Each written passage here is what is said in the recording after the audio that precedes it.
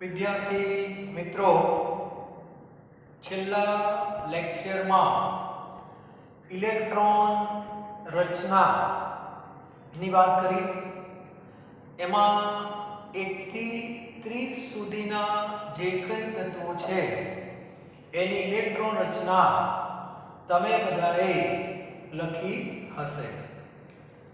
એમાં ક્રોમિયમ અને કોપર આ બે એક અપવાદ છે 1 થી 30 માં. બરાબર, આગળ તમે જશો તો બીજા અપવાદ પણ આવશે, પણ એ અપવાદ શું કામ છે એને ધ્યાનમાં રાખીને એક નાનો ટોપિક છે, અને એ ટોપિક છે સ્થિરતા. દરેકને સ્થાયી થવું ગમે છે, આ સનાતન સત્ય છે. પછી આપણે હોઈએ કે ઇલેક્ટ્રોન હોય. બરાબર, હવે એના માટે જ્યારે પણ કોઈ ઇલેક્ટ્રોન અર્ધપૂર્ણ અથવા સંપૂર્ણ કક્ષકોમાં ભરાય ત્યારે તે સ્થાયી બને છે, વધુ સ્થાયી બને છે. આપણે એવું લાગશે. ટૂંકમાં જ્યારે કોઈ ઇલેક્ટ્રોન રચના તમને અર્ધપૂર્ણ લાગે અથવા પૂર્ણ લાગે એવા સંજોગોમાં એ પરમાણુ વધુ સ્થાયી બને છે. તો આ માટે આપણે ઉદાહરણ લઈશું ડી કક્ષક. બધાને ખબર છે કે ડી ની અંદર વધુમાં વધુ 10 ઇલેક્ટ્રોન ભરાય. બરાબર, જો 10 એ 10 ભરી જાય તો સંપૂર્ણ ભરાય છે એવું કહી શકાય. અને જો D5 હોય, D5 નો અર્થ થાય 10 માંથી 5. બરાબર, એટલે 50%. તો એને શું કહેવાય? અર્ધપૂર્ણ કહેવાય. તો જ્યારે કોઈ તત્વ D5 અથવા D10, ખાસ કરીને D માં આ અસર વધુ જોવા મળે છે. બરાબર, તો એ પરમાણુને મજા આવે કહેવાનો અર્થ છે.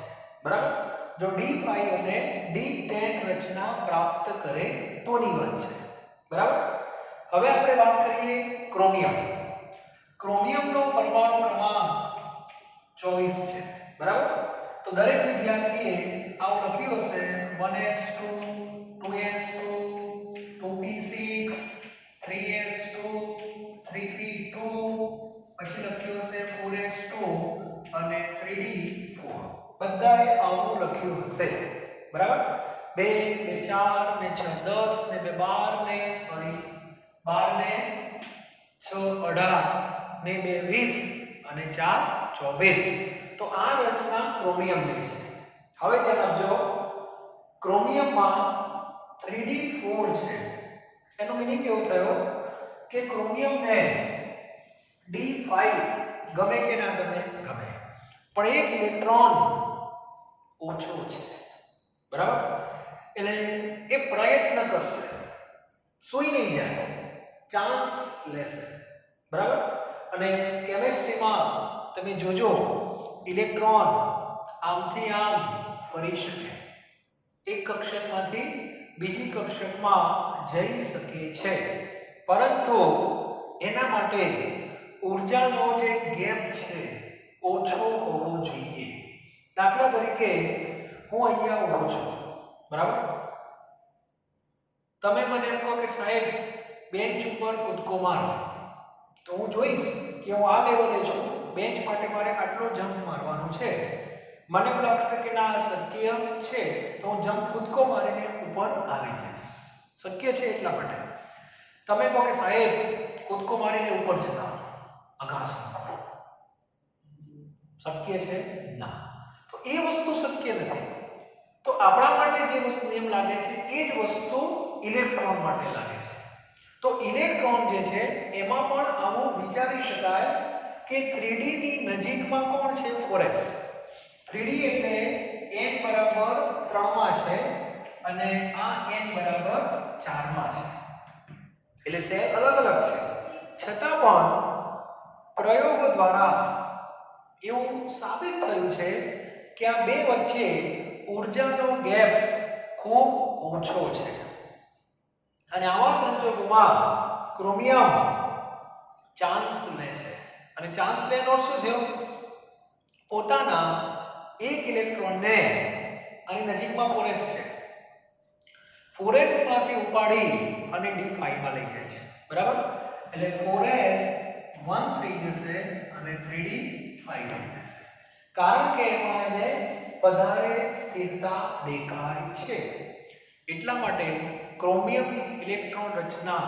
અપવાદ છે બરાબર ટૂંકમાં d4 ની જગ્યાએ d5 છે અને આગળ 4s2 ની જગ્યાએ 4s1 4s નો ઇલેક્ટ્રોન d માં ટ્રાન્સફર થઈ ગયો છે ક્લિયર ક્રોમિયમ પછી 25 નંબર આવશે કોનો મેંગેનીઝ મેંગેનીઝની અંદર 1s2 2s2 2p6 3s2 3p6 4s2 અને 3d5 થઈ ગયા 25 જો એનો સીધો અર્થ એવો થાય આમાં ઓલરેડી d5 નિયમ પ્રમાણે આવે છે એટલે મારે તમને મેંગેનીઝની ઇલેક્ટ્રોન રચના એટલા માટે લખાવી પડે છે કે તમારા મગજમાં એક વસ્તુ હોવી જોઈએ કે d5 વાળી બે રચનાઓ છે આ d5 છે અને આ d5 છે ક્રોમિયમ અને મેંગેનીઝ મેંગેનીઝ છે એ રેગ્યુલર છે નિયમ પ્રમાણે આવી જાય છે d5 અને આને તમારે શું કહેવાનું ઇરેગ્યુલર કહેવાનું પહેલા નહોતું પછી આવ્યું ખ્યાલ ગયો તો આજે તમને કોઈ પૂછે કે d5 એટલે કોણ તો ઘણા ક્રોમિયમ લખીને આવે છે કેમ કે ક્રોમિયમ ખાલી મેંગેનીઝ તો નિયમ પ્રમાણે આવે જ છે તો d5 માં બે આવશે ક્રોમિયમ અને મેંગેનીઝ તો આ વસ્તુ ક્લિયર હોવી જોઈએ ઓકે ત્યારબાદ 29 એ નંબર કોનો છે કોપરનો છે તો આની અંદર 1s2 2s2 2p6 3s2 3p6 4s2 3d9 check કરી લો આ રીતની ઇલેક્ટ્રોન રચના તમે લખી હશે તો કોપરને પણ રાતે ઊંઘ આવતી નથી કેમ એને દેખાય છે કે મારે જો d10 કરવું હોય તો વધારે નહીં એક જ ઇલેક્ટ્રોનને આમાંથી આમાં લઈ જવાનો છે બરાબર અને આવું થાય પણ છે એટલે અહીંયા 4s1 થઈ જશે અહીંયા 3d9 થઈ જશે ક્લિયર તો આ રીતે કોપર જે છે એમાં પણ અપવાદ છે અને ક્રોમિયમનો પણ અપવાદ છે અને પરીક્ષામાં જ્યારે ઇલેક્ટ્રોન રચના પૂછાય ત્યારે આવા અપવાદની ઇલેક્ટ્રોન રચના પૂછાતી હોય છે તો બધાને ખબર પડવી જોઈએ ઓકે અને કોપરના નીચે 30 નંબર કોનો આવશે zinc 1s2 2s2 2p6 3s2 3p6 4s2 અને 3d10 મેંગેનીઝ જેમ આમાં d10 જે છે એ નિયમ પ્રમાણે આવે છે થઈ ગયા 30 તો d10 વાળી બે રચનાઓ કોપર અને ઝિંક d5 વાળી બે રચનાઓ ક્રોમિયમ અને મેંગેનીઝ રેગ્યુલર ઇરેગ્યુલર ખ્યાલ આવી ગયો તો ક્રોમિયમ અને કોપર ખાસ યાદ રાખવાના d5 અને d10 અર્ધપૂર્ણ અને પૂર્ણ ક્લિયર આટલું બધાને આવડવું જોઈએ ચાલો ત્યાર પછી મેં તમને બીજું કહ્યું હતું કે સાહેબ આ રીતે તો આપણે ચલો 30 સુધી તો લખી નાખીએ પણ 50 નંબરનો કોઈ તત્વ છે તેમાં કેટલું લાંબુ લખવાનું થાય અને આની પાછળ તો અમારે કેટલું યાદ રાખવું પડે સાચી વાત છે રાખવું પડે હવે જો તમારે રાખવું નથી તો એક બીજો રસ્તો છે એને કહેવામાં આવે છે બોક્સ પેટર્ન બરાબર તે બોક્સ પેટર્ન રચના તમારે જો ભણવી હોય તો દરેક વિદ્યાર્થી પાસે નિષ્ક્રિય વાયુનો લિસ્ટ હોવું જોઈએ નિષ્ક્રિય વાયુ બધાને ખબર છે helium neon argon krypton xenon અને રેડોન આ ખબર હોવી જોઈએ. ઓકે, તો દરેક વિદ્યાર્થીને એ લિસ્ટ ખબર હોવી જોઈએ. હવે આપણે એના વિશે થોડી ચર્ચા કરીએ. બોક્સ પેટર્ન વાળી ઇલેક્ટ્રોન રચના કઈ રીતે લખાય છે, બરાબર? તો દરેક વિદ્યાર્થીને પહેલા નિષ્ક્રિય વાયુ ખબર હોવા જોઈએ. નિષ્ક્રિય વાયુ કોણ છે? હિલિયમ. પરમાણુ ક્રમાંક સાથે ખબર હોવા જોઈએ, બરાબર? હિલિયમનો પરમાણુ ક્રમાંક 2 છે, યાદ રાખી લેજો. હિલિયમ પછી પણ આવશે નિયોન. નિયોનનો પરમાણુ ક્રમાંક 10 છે. નિયોન પછી આવશે આર્ગન. આર્ગનનો પરમાણુ ક્રમાંક 18 છે. આર્ગન પછી આવશે krypton 36. Helium, neon, argon, krypton, xenon. Xenon એટલે Xc 54 અને રેડોન છે 86.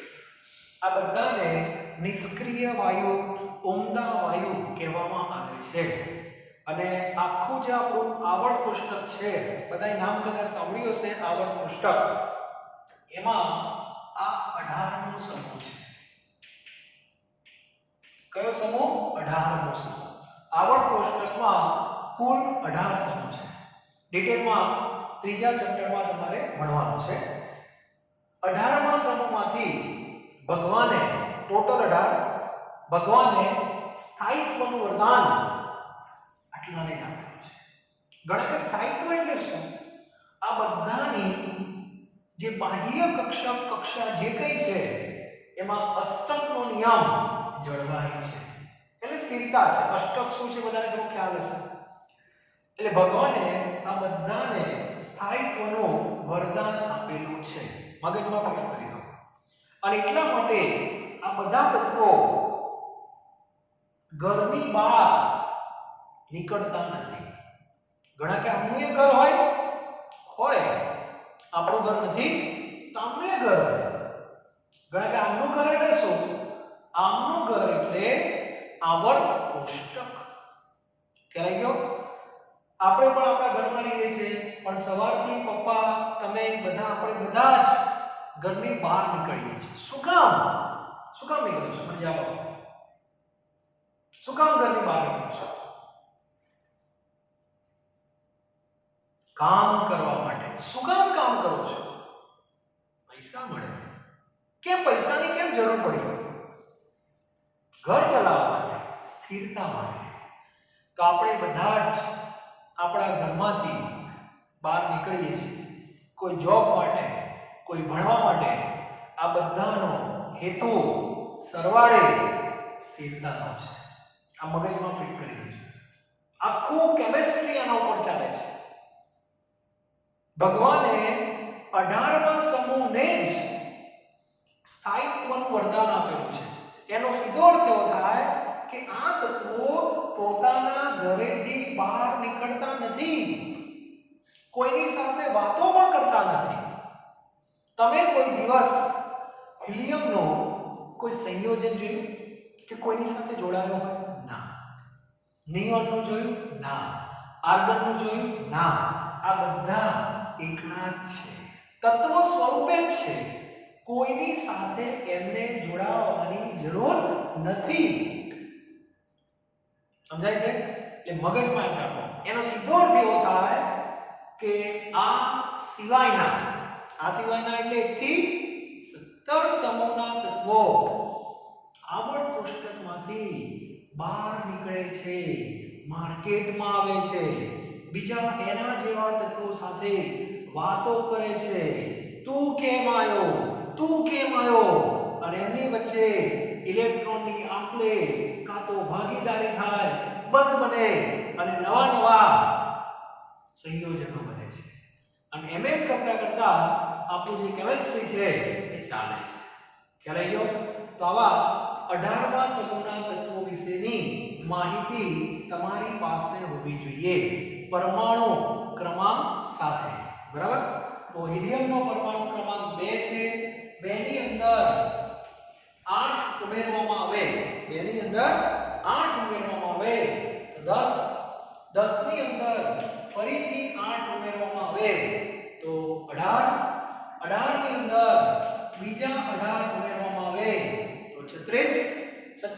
અંદર બીજા 18 ઉમેરવામાં આવે તો કેટલા થશે 54 8 ને 6 14 વધી 1 3 ને 4 ને 5 અને 54 ની અંદર 32 ઉમેરવામાં આવે તો 86 થશે ક્લિયર એનો અર્થ એ થાય કે 8 8 8 18 18 અને 32 8 8 18 18 32 આને મેજિક નંબર કહેવામાં આવે છે એનો અર્થ આનો પરમાણુ ક્રમાંક ખબર હોય તો બધાનો ખબર પડી જાય આમાં ઉમેરો એટલે બીજું આમાં ઉમેરો એટલે આમાં ઉમેરો એટલે એમ કરતા કરતા તમે પરમાણુ ક્રમાંક યાદ રાખી શકો છો બરાબર ધ્યાન આપજો આટલું કામ થઈ ગયા પછી આને બોક્સ પેટર્નમાં લખી દીધું મેં બરાબર હવે આ શું કહેવા માંગુ છું તમને સમજાવો લિથિયમની ઇલેક્ટ્રોન રચના શું થાય મને જણાવો લિથિયમ આપણે જે હમણાં ભણ્યા તે લિથિયમમાં 3 ઇલેક્ટ્રોન છે તો 1s2 અને 2s1 આવું તમે લખ્યું હશે ચોપડામાં જો લખ્યું હશે તમે 1s2 2s1 બરાબર હવે આ વસ્તુને આમ પણ લખાય છે અથવા લિથિયમ બરાબર મને જણાવો આ 1s2 રચના કોની 1s2 એટલે બે ઇલેક્ટ્રોન બે શેમાં હોય હિલિયમમાં તો તમે આટલું નામનું ના લખવું હોય તો શું લખી નાખવાનું બોક્સમાં હિલિયમ એટલે 1s2 ને હિલિયમ કહેવાય ફિનિશ અહીંયા લખવાનું 2s1 એટલે હિલિયમ પછી 2s સોડિયમ સોડિયમની ઇલેક્ટ્રોન રચના તમે આવી લખી હશે 1s2 2s2 2p6 3s1 લાંબુ લખ્યું છે ચેક કરો આવું લખ્યું હશે તમે હવે જો તમારે આટલું લાંબુ ન લખવું હોય તો એને 11 છે 11 ની નજીકમાં નિષ્ક્રિય કોણ 10 નિયોન એનો અર્થ એવો થયો કે અહીંથી અહીં સુધી 10 ઇલેક્ટ્રોન થઈ ગયા જો તો આટલું લાંબુ તમારે ન લખવું હોય તો આ ત્રણની જગ્યાએ બોક્સમાં શું લખી નાખો ખાલી નિયોન બોક્સમાં નિયોન લખો એટલે આ ત્રણે ત્રણ કક્ષકો આવી ગઈ અને નિયોનના પછી શું લખવાનું ખાલી 3s1 સમજાય છે એટલે 10 સુધી લખાઈ ગયું 10 અને 1 11 થઈ ગયું આને બોક્સ પેટર્ન કહેવાય તો આપણે એ રચના લખવા માટે જઈ રહ્યા છીએ અને બોક્સની અંદર નિષ્ક્રિય વાયુ આવશે અને એનો પરમાણુ ક્રમાંક ફિક્સ છે એનો કેટલી રચના તો તમારી લખાઈ ગઈ એનો સીધો અર્થ એવો થાય બરાબર એટલે આપણી મજૂરી હોય એ થોડી ઓછી થાય છે ક્લિયર ઓકે હવે તમારે યાદ કેવી રીતે રાખવાનો તો સમજાવી દઉં આ એક ફોર્મેટ છે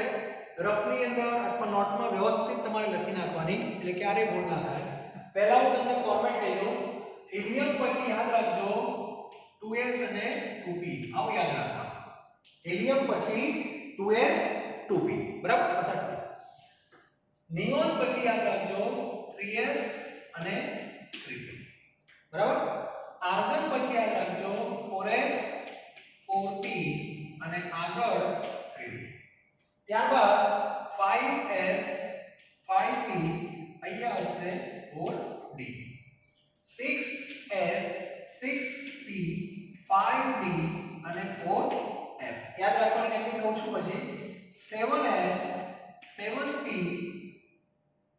6d અને 5f આ રીતે હવે યાદ કેમ રાખશો એ તમને કહી દઉં ધ્યાન રાખજો સૌથી પહેલા તમારે શું કરાય તો નિષ્ક્રિય વાયુ લખી નાખવાના હિલિયમ પછી આ પહેલી લાઈન કમ્પ્લીટ કરી દેવાની હિલિયમ પછી 2s 3s 4s 5s 6s અને 7s આ લાઈન તમારી પરફેક્ટ થઈ ગઈ છે બરાબર 2s 3s 4s 5s 6s અને 7s વચ્ચે થોડી જગ્યા રાખવાની અને પછી આ લાઈન પણ કમ્પ્લીટ કરી દો બસ આ લાઈન કમ્પ્લીટ કરી દો 2s ની સામે 2p 3s ની સામે 3p કમ્પ્લીટ થઈ ગયું ચાલો હવે s અને p ટોટલ 6 લાઈન છે 1 2 3 4 5 અને 6 s અને p 6 એ 6 લાઈનમાં આવશે બરાબર હવે વાત આવે છે d d ની શરૂઆત બધાને ખબર છે 3d થી થાય બરાબર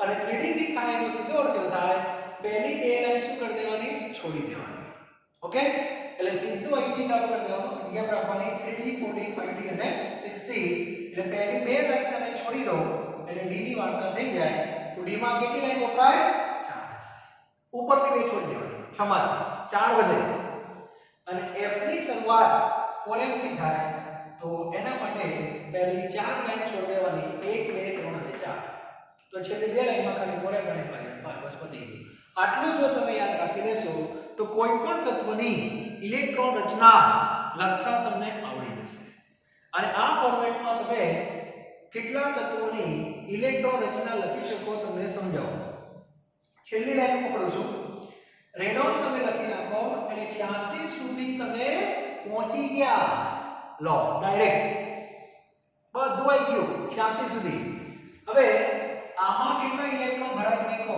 2 ગણતા જજો 86 ને 2 88 F માં કેટલા ભરાય 14 વધુમાં વધુ તો 88 ને 10 98 ને 4 102 102 પછી આમાં કેટલા ભરાય 10 102 ને 10 112 અને આમાં કેટલા ભરાય 6 112 ને 6 118 અને અત્યાર સુધી 118 તત્વોની શોધ થયેલી છે તો તમને લગતા આવડે કે ના આવડે છે હવે તમને પરીક્ષામાં એવું પૂછાય કે કોઈ x નામનું તત્વ છે બરાબર એનો પરમાણુ ક્રમાંક 50 છે અને આની ઇલેક્ટ્રોન રચના લખો તો પેલી 1s વાળી પદ્ધતિથી લખવા જશો ગાંડા થઈ જશે એવું ના થાય 50 છે તો અહીંથી પકડો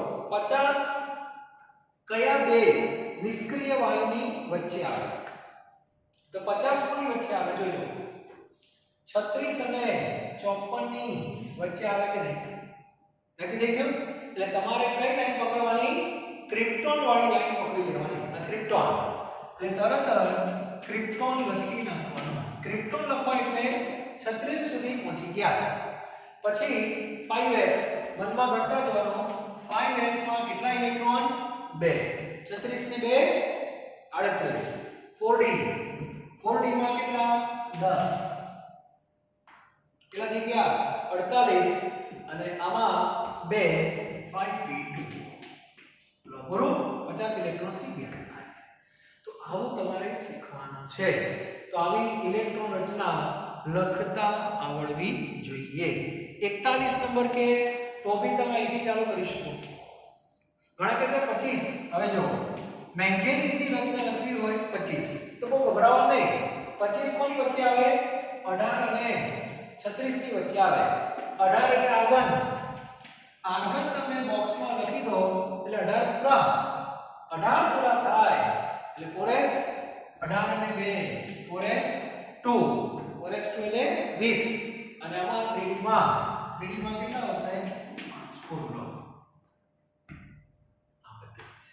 આને કહેવાય બોક્સ પેટર્ન બરાબર અને આનું કેમિસ્ટ્રી ભણશો એટલે આ બધું આયાત કરશે ચોપડામાં વ્યવસ્થિત લખી નાખજો પહેલા નિષ્ક્રિય વાયુ લખી નાખવાના helium neon argon krypton xenon અને રેડોન બોક્સમાં વ્યવસ્થિત પરમાણુ ક્રમાંક સાથે અહીંયા નીચે આ ભૂલી જાઓ તો મેજિક નંબર એમ લખી લેજો 32 ક્લિયર ત્યારબાદ હિલિયમ પછી તરત જ આ લાઈન પકડી લો s ની 2s 3s 4s 5s 6s અને 7s આ 6 લાઈન પડી વચ્ચે ગેપ રાખો 2p 3p 4p એ રીતે લખી નાખો પૂરું s અને p પૂરું વધુ d અને f d માટે પહેલી બે લાઈન છોડ દો પહેલી બે લાઈન છોડી દો અને 3d થી ચાલુ કરી દો અહીંથી અને બાજુમાં હા 3d 4d 5d અને 6d f આવે હજુ બે લાઈન છોડી દો આ બે અને આની આગળ 4f અને 5 પૂરું આટલું યાદ રાખી લો કોઈ પણ તત્વની ઇલેક્ટ્રોન રચના તમે લખીશું હા વચ્ચે વચ્ચે અપવાદ આવે વસ્તુ અલગ છે એ તો આવશે બરાબર પણ એક બેઝિક વસ્તુ તમારા મગજમાં ક્લિયર હોવી જોઈએ તો આ ટોપિક પૂરો થતા ઓફિશિયલી આપણું આ જે ચેપ્ટર છે બીજો અહીંયા પૂરો થાય છે આ ખબર હોવી જોઈએ ઓકે સ્વાધ્યાયના જે કંઈ પ્રશ્નો છે તો આખું ચેપ્ટર મેં બે ભાગમાં આપી દીધું તમને પાર્ટ 1 અને પાર્ટ 2 ક્લિયર પાર્ટ 1 એટલે આખું આખું ક્લાસિકલ મિકેનિક્સ ને બોરના નમૂના સુધી હાઇઝનબર્ગ સુધી અને પાર્ટ 2 એટલે ક્વોન્ટમ મિકેનિક્સ દાખલા ને બધું જે આવશે એ પાર્ટ 1 માંથી આવશે અને એમસીક્યુ જે આવશે એ પાર્ટ 2 માંથી આવશે બોર્ડની વાત કરું છું જીનીટમાં તો ગમે તે આવે ઓકે હવે આપણે આના જે કઈ સ્વાધ્યાય છે જોશો તો ગાંડા થઈ જશો બહુ દાખલાઓ છે સ્વાધ્યાયની અંદર એમાં હું તમને ક્વોન્ટમ મિકેનિક્સ જે છે પાર્ટ 2 એના જે કઈ પ્રશ્નો છે એ બધાની ચર્ચા હું કરીશ નેક્સ્ટ લેક્ચર થી બરાબર અને પાર્ટ 2 ના સ્વાધ્યાયના ઉદાહરણના બધા પ્રશ્નો પૂરા થઈ જાય પછી આપણે પાર્ટ 1 ની ચર્ચા કરશું પણ પાર્ટ 1 ની અંદર બધા દાખલાઓ તમને નહીં કરાઈશ સ્વાધ્યાયના મોટા ભાગે બધી બહુ ચર્ચાઓ થઈ ગઈ છે પાર્ટ 1 ની દાખલા તમને સોલ્વ કરતા બી આવડે છે તો જે દાખલાઓ પાર્ટ 1 માં નવા હશે એની હું ચર્ચા કરીશ બાકીના બધા હું તમને હોમવર્કમાં આપીશ જેટલું થાય એટલું કરવાનું ક્લિયર તો અહીંયા આપણું ચેપ્ટર નંબર 2 પૂરું થઈ ગયું બધા વિદ્યાર્થીને ઇલેક્ટ્રોન રચના આવડવી જ જોઈએ પ્રેક્ટિસ કરવાની નહીં આવડે તો આબરૂના ગજાગરા થશે તમારાય થશે મારાય થશે ખ્યાલ આવી ગયો તો ન ખ્યાલ આવે તો ફોનથી ગમે ત્યારે પૂછી લેવો બાકી ઇલેક્ટ્રોન રચના આવડવી જ જોઈએ 1 થી 30 સુધીની રચના પરફેક્ટ હોવી જોઈએ 1 થી 30 સુધીના તત્વોના નામ અને એની ઇલેક્ટ્રોન રચના મારે જોઈએ ને જોઈએ જ thank you very very much